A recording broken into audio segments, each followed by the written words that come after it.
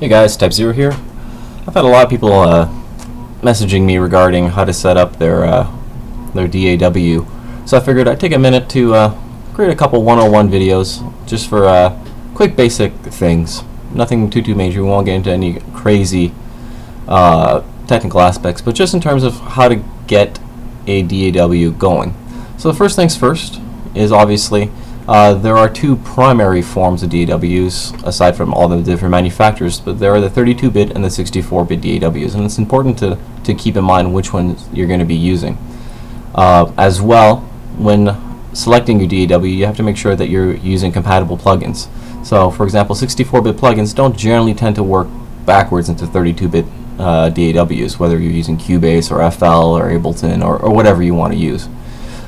When you are installing your VST plugins or RTAS plugins or whatever plugins you're using for your DAW in Windows, make sure that you are selecting the right folders to install them in.